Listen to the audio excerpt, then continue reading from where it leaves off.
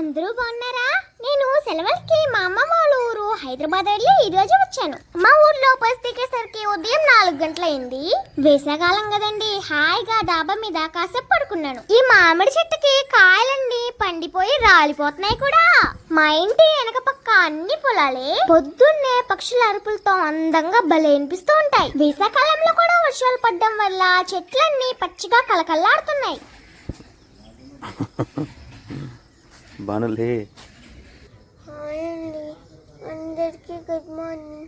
నేను ఇప్పుడే లేచాను. ఇంకా మేమందరం రెడీ అయిపోయి మా ఊరి రామాలయంకు వచ్చేసాము.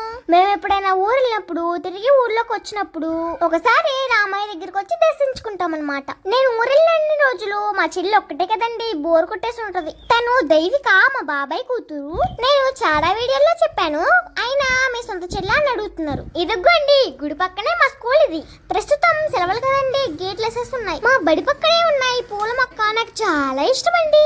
వైలెట్ కలర్ లో గుత్తులు గుత్తులుగా పూలు భలే అందంగా ఉంటాయి. ఈ కాయలు కూడా పండిని. కొన్ని కాయలు ఇంటికి తీసుకెళ్లి ములవేయాలి. ఈ రోజు నేను వస్తున్నానని నిన్నే చెక్కపల్లి నుంచి మా వదిన కూడా వచ్చేసింది. అందుకే చికెన్ తీసుకెళ్తామని ఇక్కడికి వచ్చాను అనమాట. చికెన్ లో పెద్ద బాయిలర్, చిన్న బాయిలర్ అని 2 రకాలు ఉంటాయన్నమాట. మేము ఎప్పుడు పెద్ద బాయిలరే తీసుకుంటాం. అది ఉడకడానికి కొంచెం టైం ఎక్కువ పెట్టిద్దని ముందుగా ఇలా ఉడకబెడుతున్నాం అనమాట. కట్టెల పొయ్యి మీద వంట చేయాలంటే కళ్ళల్లోకి పొగ వస్తూనే ఉంటుంది. మా వదిన నేను ఇద్దరం కలిసి చికెన్ వండేసాం. మా నాన్నమ్మ అయితే సాంబార్ పెట్టేసింది. సాంబార్ లో చికెన్ నంచుకొని తింటే భలే ఉంటుంది. భోజనం అయ్యాక మన ఫాలోవర్స్ కొంతమంది నన్ను కలుద్దామని వచ్చారు. ఈ అన్నయ్యలు మన ఫాలోవర్స్ అంట. నన్ను చూడడానికి నర్సాపురం దగ్గర నుంచి వచ్చారంట. ఈ అన్నయ్యలు కొంతమంది 9th 10th అలా చదువుతున్నారంట. సెలవులు ఇవ్వగానే నా దగ్గరికి వద్దాం అనుకున్నారంట. కానీ నేనేమో మా అమ్మమ్మ ఊరు వెళ్ళిపోయాను. ఊరు నుంచి వచ్చాయని ఇన్స్టాలో వీడియో పెట్టంగానే అన్నయ్యలందరూ నన్ను కలుద్దామని ఈ రోజు వచ్చేసారనమాట. చాలా మంది నా కోసం మా ఊరు వస్తా అని మెసేజ్ చేస్తున్నారు.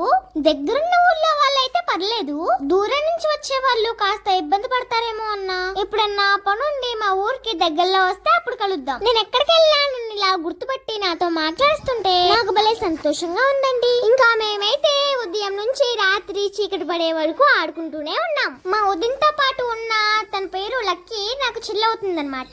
ఈ మధ్య యూట్యూబ్ లో ట్రెండ్ అయిన సాంగ్ పాడుకుంటూ ఆడుకుంటున్నాం.